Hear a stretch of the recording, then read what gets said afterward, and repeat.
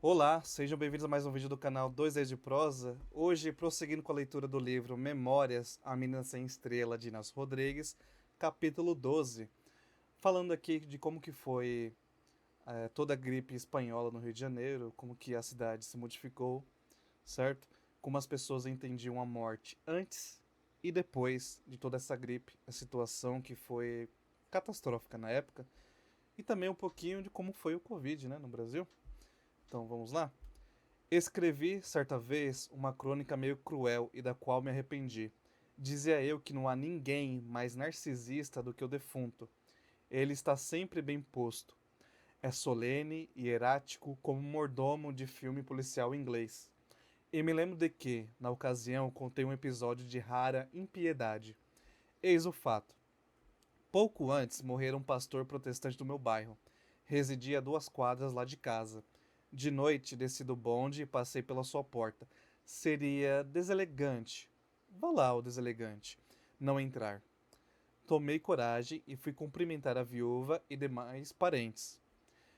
E comigo entrou um bêbado, vejam vocês. O sujeito não conhecia ninguém ali, mas viram o ajuntamento e resolveram espiar. E então aconteceu esta coisa inédita e abominável. Ao ver o defunto de gravatinha borboleta, o pau d'água começou a rir e continuou rindo, num crescendo pavoroso. Suas gargalhadas iam de uma esquina a outra e atravessavam a noite. Imediatamente, cães da vizinhança responderam, e esse alarido canino propagou-se de quintal em quintal, acordando os galos que, por sua vez, começaram a cantar fora de hora. Nos terrenos baldios, faunos e vampiros também esganiçavam o riso torpe. E só o morto, com sua gravatinha borboleta, permaneceu incomovível. O bêbado não alterou em nada a sua correção atroz de mordomo de filme policial. Isso também me lembra um caso de um rapazinho com quem eu trabalhei. Ele disse que no velório do pai dele chegou um amigo dele, bêbado, também, bêbado, tem que ser um bêbado. Começou a fazer umas piadas sobre o pai desse rapaz. Acho que ele até fez uma piada com o Pai Nosso, alguma coisa do tipo de não deixar faltar cachaça na vida dele e nem do morto, enfim. Eu sei que esse colega meu saiu na porrada com ele, pegou pelo pescoço e jogou fora. Né? Então, tipo assim, inconvenientes em velório há desde sempre, né? Contei, prosseguindo com a história, contei a fábula para chegar à espanhola. Claro que, em 1918, isto aqui era um outro rio, o rio dos lampiões, dos bondes e dos enterros residenciais. Se não existiam mais as carruagens de Dumapai, ainda se podia passar em tilbres machadianos. Botafogo era Machado de Assis puro. E foi nesse rio absurdo que a gripe desabou. Na fábula acima, vimos que o defunto, no seu narcisismo obsessivo, foi o requinte da gravatinha borboleta. Mas a espanhola não fazia nenhuma concessão à vaidade dos mortos. E o apavorante eram a solidão, o abandono e, sobretudo, a humilhação do cadáver. Morrer na cama era um privilégio abusivo e aristocrático. O sujeito morria nos lugares mais impróprios, insuspeitados, na varanda, na janela, na calçada, na esquina, no botequim. Normalmente o agonizante põe-se a imaginar a reação dos parentes, amigos e desafetos. Na espanhola não havia reação nenhuma. Muitos caíam, rente ao meio-fio, com a cara enfiada no ralo, e ficavam lá, estendidos, não como mortos, mas como bêbados. Ninguém os chorava, ninguém. Nem o vira-lata vinha lambê-los. Era como se o cadáver não tivesse nem mãe, nem pai, nem amigo, nem vizinho, e nem ao menos inimigo. O sujeito morria sem vela. Nós sabemos o que é e como é o brasileiro. Acontece aqui uma coisa misteriosíssima e linda. Se o sujeito morre na rua, atropelado ou por motivo outro qualquer, surge instantaneamente uma vela ao seu lado.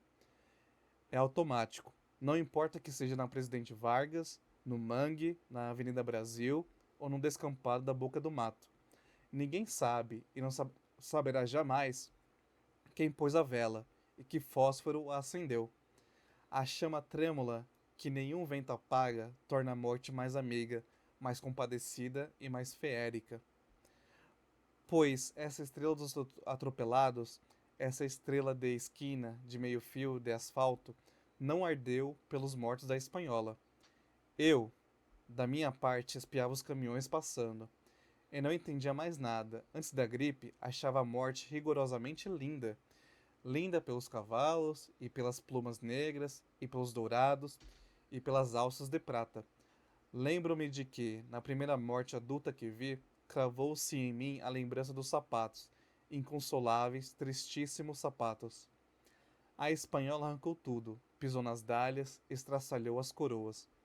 Diz alguém que a cama é um móvel metafísico, onde o homem nasce, sonha, ama e morre. Em 1918, a esquina e o botequim e a calçada e o meio-fio seriam metafísicos também, porque lá se morria a toda hora. Mas eis o que eu queria dizer. Vi um caminhão de limpeza pública e ia recolhendo e empilhando os defuntos. Mas nem só os mortos eram assim apanhados no caminho. Muitos ainda viviam, mas nem família, nem coveiros, ninguém tinha paciência. Ia alguém para o portão gritar para a carroça de lixo: Aqui tem um, aqui tem um! E então a carroça, ou o caminhão, parava. O cadáver era tirado em cima dos outros, ninguém chorando ninguém. E o homem da carroça não tinha melindres nem pudores. Levava doentes ainda estrebuchando. No cemitério, tudo era possível. Os coveiros acabavam de matar, a pau, a picareta, os agonizantes. Nada de túmulos exclusivos. Todo mundo era despejado em buracos, crateras hediondas.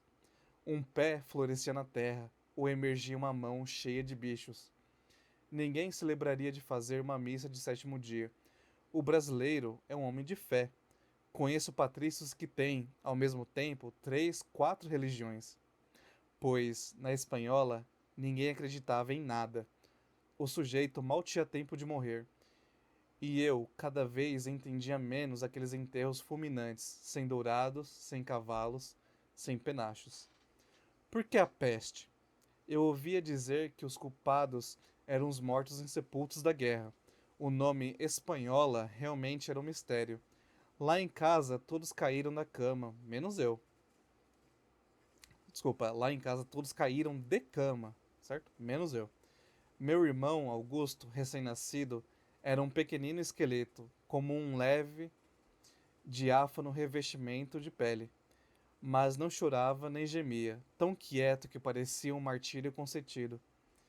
Houve uma noite, uma tarde, não sei, em que parecia agonizar, mas de repente abriu os olhos, sorriu, numa euforia de anjo, e sobreviveu.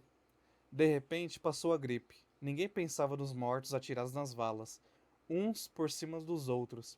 Lá estavam, humilhados e ofendidos, numa promiscuidade abjeta.